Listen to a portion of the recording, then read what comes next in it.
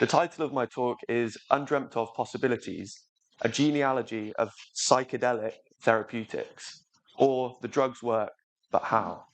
And I'm asking this question because no one really knows. And essentially in the talk, I'm going to speak about 4 different logics of psychotherapeutic action of psychedelics. So first I want to go way back before even psychedelics were being used to induce model psychoses. I want to go back to the 1770s when the church and those representing it were the authority in people's lives, defining what was meant by the distress that people were feeling. And it was often the case that supernatural causes were attributed. So there were things like possession, which needed to be treated by exorcism. And what I want to ask is sort of like, what came first, the exorcist or the possession, or even the shaman and the lost soul? And, I want to say what we do know is that the mother exists before the infant. So the most famous exorcist of the 1700s was a man named Father Johann Joseph Gassner, a man so renowned for his feats of healing that cases of possession would increase in number in whichever town he was said to be visiting next. Maybe this gives us a bit of a clue. So the expression of people's distress would coalesce and manifest itself as a set of symptoms they learned that they would soon have the possibility of being able to alleviate. And in every sense, these people imagined that they were possessed, but were literally possessed.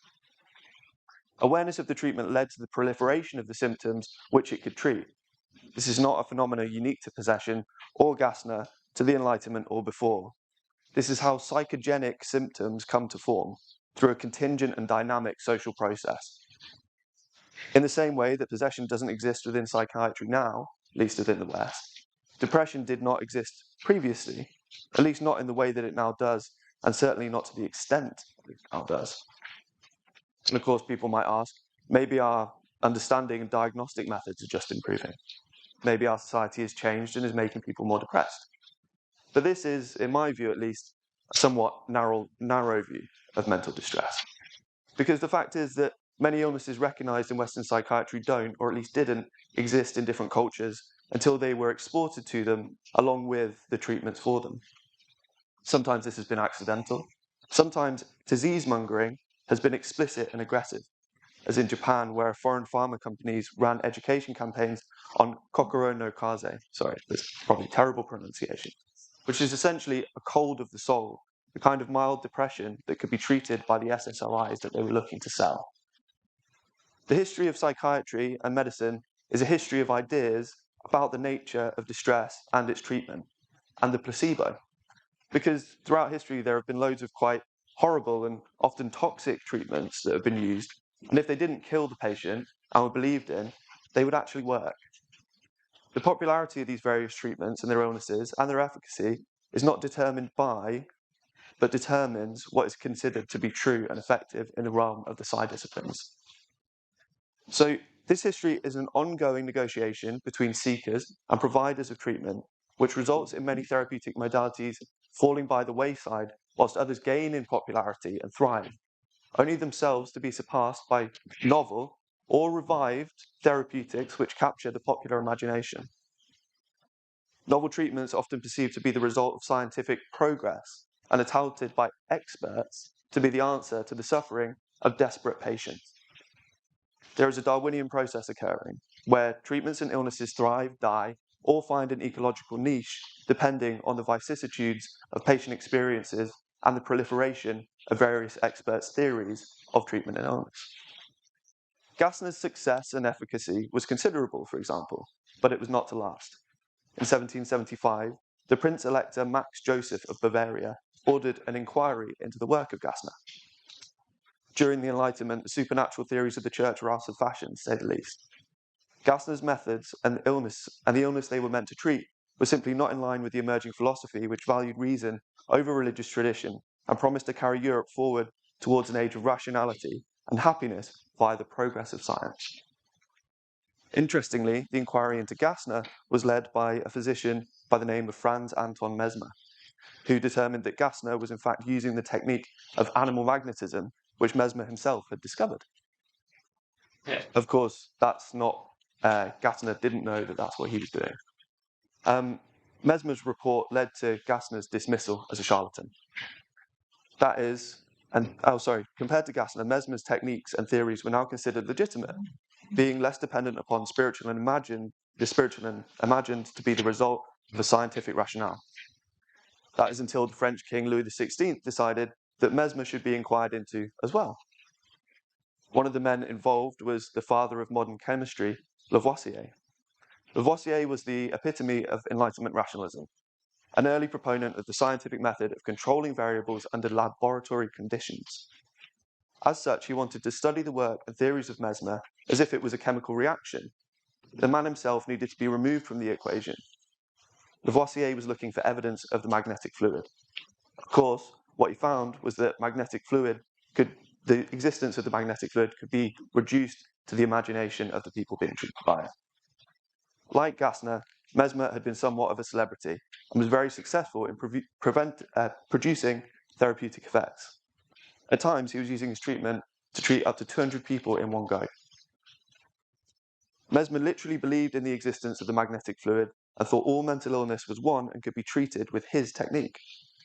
Mesmer is credited with the discovery of the rapport between the healer and patient, and through this, whether precursor or founder, Mesmer had a dramatic impact on the future of what came to be known as psychotherapy. Those who took his technique forward and built upon them, including the Marquis de Puysegur, it led to, in the 1800s, the slow development of hypnosis and hypnotism. These methods were used by Charcot at the Salpêtrière Hospital in Paris, where famously Sigmund Freud became inspired by them, later founding psychoanalysis. A treatment modality where the power of the rapport between the patient and the provider of the treatment is front and center, whilst ostensibly providing an alternative to treatments based on suggestion like those that had come before. Fundamental to psychoanalysis was the idea of the unconscious, a hidden or veiled aspect of the psyche that needed to be slowly revealed to free up psychic energy bound up in symptoms expressive of psychic conflicts. So, through what at times was quite brutal social politics, Freud established himself and the edifice of psychoanalysis and the illnesses known as the psychoneuroses of defense. Psychoanalysis became so wildly popular that it can be considered the foundation of almost all modern psychotherapy.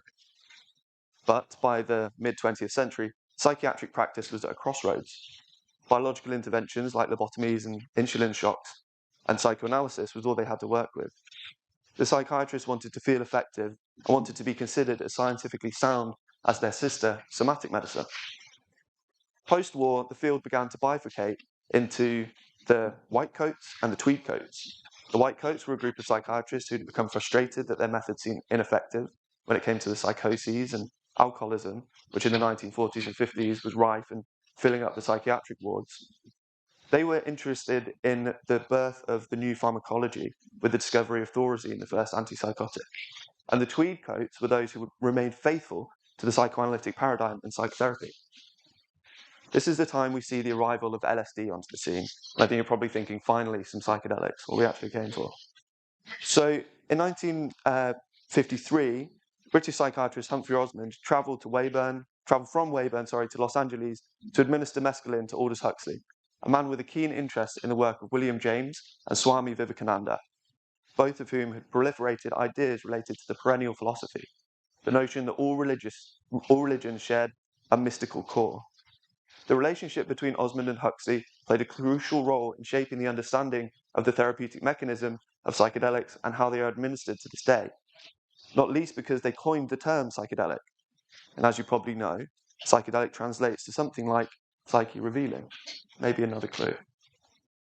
Osmond understood psychedelic psychotherapy to rely upon the induction of mystico-religious experiences. He thought it was the state itself which held the healing potential. The idea was that the psychedelic experience fundamentally altered one's way of being, regardless of how that was interpreted. In the USA, the Canadian psychedelic therapy model was adapted and adopted, with music being introduced to enhance and direct the therapy in the direction of the peak experience. The work of one very influential research group in the USA, the Spring Grove Research Team from Maryland, which included a number of people who shared an interest in the spiritual and religious ideas of perennial philosophy, took up the psychedelic model. Stangroff established what's come to be known as transpersonal psychotherapy and the holotropic model of the mind, going so far as to posit that what sufferers of mental illness required was repeated exposure to altered states of consciousness that would promote a natural tendency of the psyche to move towards wholeness and healing.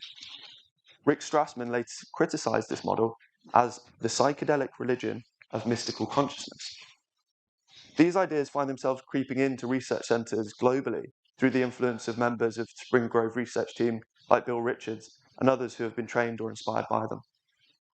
Strassman has commented that rather than seeing their data as indicating effects of psychedelics on secular psychological and neurobiological functions, Richards and colleagues saw their data as proving certain religious truths. In the article Dark Loops, Tassin Noorani formalizes the pollen effect, the phenomena by which the rapid mass popularization of psychedelic therapeutics has the potential to reshape the nature of the interventions themselves. He points out, with his co-authors, that some believe that the increasing hype and psychedelic evangelism obscures a clear understanding of how and to what extent psychedelic-assisted psychotherapy works. The authors note that some commentators fail to acknowledge how outcomes on clinical trials in the case of psychedelics could be dependent upon expectations and the media hype. The mythologization of these substances in the popular imagination via their mystical and indigenous associations, their historic prohibition, being literally called magic in some instances, may be a large factor in, or even definitive of their therapeutic effects. This would be consistent with the evidence presented thus far that hopeful, expectant belief, even in inert or damaging treatments, can be enough to reduce symptoms of illness that are themselves the result of complex interactions between sufferers of inchoate distress and those claiming to be experts on their distress and its treatment. Not all share the belief that access to peak states is enough to promote health. Torsten Passy, for example, has argued that if effect sizes drop as psychedelic therapy becomes more widely available, we may find that the psychedelic renaissance is followed by a psycholytic renaissance. But what is the psycholytic model? Well, Hans-Karl Leuner was a Jungian analyst in Germany and coined the term psycholytic therapy for a model of therapy where, contrary to the Canadian model, smaller doses of LSD were used in the context of ongoing psychoanalysis. And meanwhile, in 1952, British psychiatrist Ronnie Sanderson discovered that by closely monitoring and lightly guiding patients towards thinking about their past and their conflicts, low doses of LSD heightened and brought forth powerful emotions felt in previous important relationships experienced in the present towards the therapist. That is, it heightened the transference, enabling them to remember and work through these painful memories that resulted in significant symptom improvements.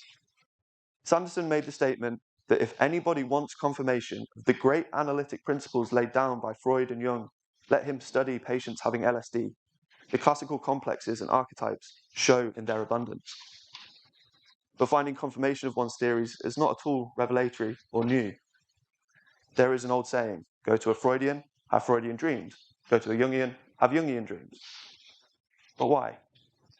The emotional bond, the rapport, first discovered by Mesmer, later theorized by Freud as the transference, is essentially an effective relationship between therapist and patient.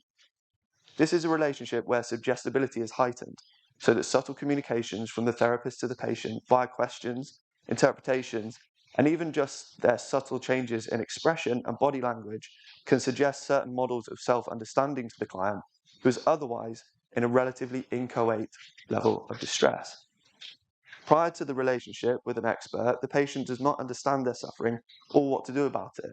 And it is for this reason that they seek out the therapy. They are looking to the therapist to provide an understanding of the meaning of their distress, and they find it.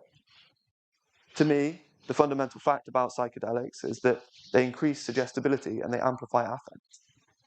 This idea is consistent with the concept of set and setting that has led to them being conceptualized as suggestive technologies.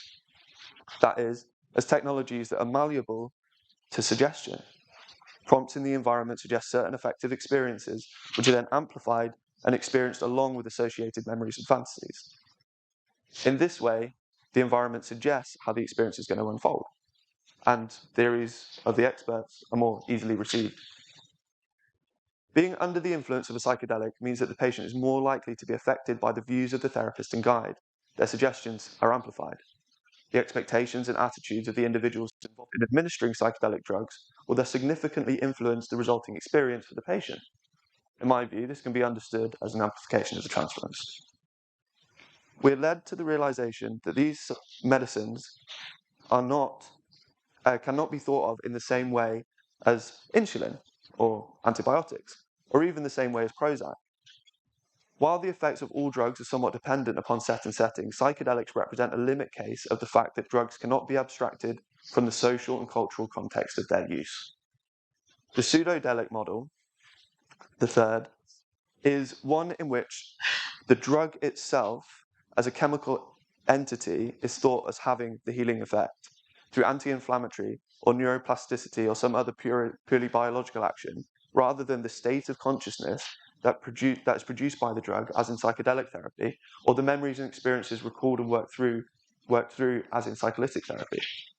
Psychedelic compounds are thus edited to remove the subjective effects, or classical psychedelics are administered alongside powerful sedatives, so that the subjective experiences are able to be recalled due to unconsciousness during the effects of the drug. This model is rooted in a narrow biomedical understanding of drug effects, which focuses exclusively on the chemical properties of the drug, interaction with the body, and overlooks the many non-drug factors that necessarily influence experience. In some sense, the pseudodelic model is the dying pangs of the old model of psychopharmacology, in which it is believed that drugs alone do the work as if independent of setting, context, culture, etc., and where an illness like depression can be conceived as a natural entity, a discrete biological issue that can and should be addressed on that level. In this model, the treatment is finally emptied of any and all of the messy relational elements that are not amenable to the clean, precise laboratory experimentation of which Lavoisier was so keen. It is drained of all meaning and replaced with nothing but mechanics. Illnesses exist in the world, and we just have to find a cure for each one, as if psychiatry was simply an extension of somatic medicine. The final model that I want to talk about is radical psychotherapy, and it's diametrically opposed to the pseudodelic model. It cares little for the drug and much less for the notion of mental illness. It originates in the work of Scottish anti-psychiatrist R.D. Laing, who first used LSD in 1960. And Laing was known for having 3 precepts for anybody who wanted to become a psychoanalyst. First, undergo personal analysis. Second, read the entire collection of the standard edition of the collected works of Freud. And third, take LSD. His radical therapy is an approach to psychedelic therapy that involves the therapist taking the psychedelic alongside the patient, with the goal of sharing a direct experience of a relationship without the distortions, like the difference between patient and expert, that society imposes. The aim of the therapy is to enhance consciousness by diminishing the patient's dissociation from their lived experience and emphasizes the importance of the egalitarian relationship and experiential learning in the healing process. Andrew Feldmar, who trained in radical therapy with Laing, is unique in being a vocal contemporary proponent of radical psychotherapy, which he describes as a joint adventure, journeying up a mountain with somebody who has knowledge of the terrain. Obviously, radical therapy is a controversial approach that blurs the boundaries between the roles of therapist and patient, which can be risky and potentially harmful. It requires a high degree of trust, experience, and skill on the part of the therapist and may not be appropriate for all. But in another sense, it's the safest and least risky. When undertaken with a responsible therapist, by leveling the playing field somewhat, the approach of radical therapy can at its best protect both client and patient from any kind of dominating, indoctrinating, or exploitative relationship. The psychedelic and psycholytic therapy depend upon the power of the asymmetrical relationship, in which the therapist is able to guide and direct the experience towards what they imagine to be useful. Radical therapy tries to equalize the relationship and allow for a form of relating that may not have previously been experienced. Considering the exploration of experience itself to be beneficial in diminishing dissociation and reducing dependency upon societally constructed illusions like the binary of mental health and illness. Those hierarchical power structures that are illegitimate. Of course, far from the imagined to be relatively clean and simple interventions of the pseudodelic and psychedelic therapy models, radical therapy is very hard to test the effectiveness of, as it simply has no interest in anything like measurable, quantifiable outcomes or procedures. This form of treatment, if it can even be called that, cannot be manualized or standardized. It is entirely exploratory, and it is intrinsically divorced from all notions of illness and normality. As such, this form of treatment does not set up any form of illness mongering, unless, of course, the illness diagnosed is not within an individual or group, but out there in society, which, in the words of Lang, clamps a straitjacket on every child that is born. Perhaps there is something that can be learned from Lang, something about the way we think about mental illness. Anti-psychiatry was critical of the ever-increasing number of pathologies identified and marketed across the world. As we have seen, the forms that distress can take are formed through a complex social discourse and various historical contingencies, with inchoate distress expressing itself according to the definition of the lock to which the healers claim to have the key. Mesmer's theories posited only one illness and one healing, a dream apparently shared by those with a vested interest in the sale of antidepressants and by every innovator within the realm of mental healing. Some proponents of the psychedelic model have their understanding of the transdiagnostic underpinning of mental illness. In the modern world, causes are usually associated with the other more dilute and diffuse notion of trauma. This is, of course, problematic when we consider the hypersuggestible state patients enter into and the history of the recovered memories movement. Randomized controlled trials in the last 10 years have focused exclusively on this model of psychedelic therapy. But why was this when publications on psycholytic therapy were produced at a rate of 2 to 1 before 2006? The idea of this treatment is attractive to both user and provider. They fit the dream of psychiatrists and patients alike. They are potentially, or at least imagined to be, single or double dose fixes, fast and easy, able to be quantified as discrete interventions. The magic drug is imagined to activate the inner healer, giving the patient not what they want, but what they need. But will the changes created by these quick package treatments last? So far, it seems that for some, this might be the case, but for others, possibly not. The truth is that change and insight are easy to achieve and somewhat harder to maintain. This is what Freud discovered with hypnosis and led him to the long-term talk therapy method that is psychoanalysis. Psychoanalysis has survived the assaults of numerous competitors, and after 100 years within the hyper-competitive Darwinian social market of healing modalities, it remains a popular treatment method all over the world. The longer it remains standing, the less likely it is to fall. Psychoanalysis has survived the assault, perhaps Osmond and Huxley, by naming this class of compound psychedelics, have not predicted, but prophesized the future, actively and literally defining their action and how they can best be used by all subsequent generations. If you haven't already noticed, there is a definite shade of Freudianism within the word psychedelic. Because what are we to take Delos as meaning if not to manifest or reveal? And what could possibly be revealed except the occulted, the hidden? And what is hidden or veiled in the psyche, in the mind, or the soul, other than the unconscious? These drugs, which are so dependent upon the expectations and meanings assigned to them, are defined as mind-revealing. We hear the influence of the psychoanalytic models of mid-1940s psychiatric training, which Osmond undertook. Here is a quote from Freud in the same year that LSD was first synthesized by Albert Hofmann, 1938.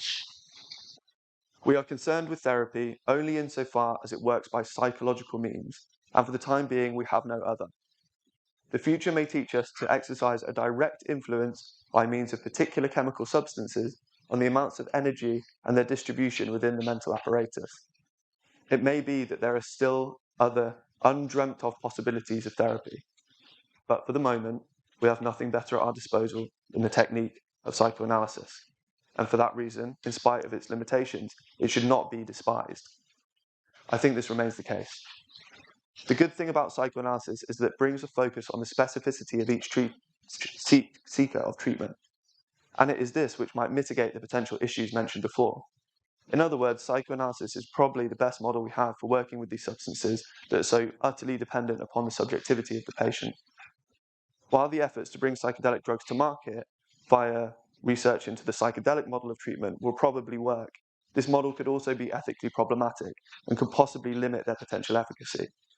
By combining these drugs with time-tested treatments that have established a comfortable position within the public imagination, like psychoanalysis in the psycholytic model, for example, therapy using psychedelics may facilitate something that works without the need to reinvent the illnesses it purports to treat and the mechanisms by which it treats them. That said, maybe psychedelic therapeutics can learn from Lang and the radical psychotherapists. Maybe it can leave behind the excesses of Enlightenment rationality and step outside of the psychiatric binaries of health and illness by individualizing treatment as far as is possible. This is a thoroughly decolonial project too. It protects the rights of indigenous peoples by avoiding inflicting epistemic injustices. Rather than standardized treatment packages, a one-size-fits-all approach, seekers should be granted access to the possibility of various substances, doses, frequencies of exposure, context of use, and theoretical containers. Of course, if you follow my argument today, you will notice that theories pertaining to mental illness and health are themselves ontological containers. I envision the possibility of seekers of treatment for inchoate distress being provided with the ability to meet with a treatment provider who will engage with them in a process of increasing their ability to live and act in the world they find themselves in, with the space to explore their experience of being a self amongst others and achieve treatment in a way that makes sense to them, rather than forcing them to fit the dominant hegemonic theory of experts in order to achieve the care that works. To protect personal autonomy and to avoid the continuation of the imperialist exploitation of Western psychiatric ontologies, the regulation of these drugs should allow for patients to seek the theoretical model or container of their choice: Hindu, Christian, shamanic, Western clinical, psychedelic, even pseudodelic. This requires a liberalization of psychedelic access beyond what is understood as strictly medical. And that is why, in my opinion, the best way to help and protect patients in this space is to end the differential prohibition of all drugs. Thank you very much.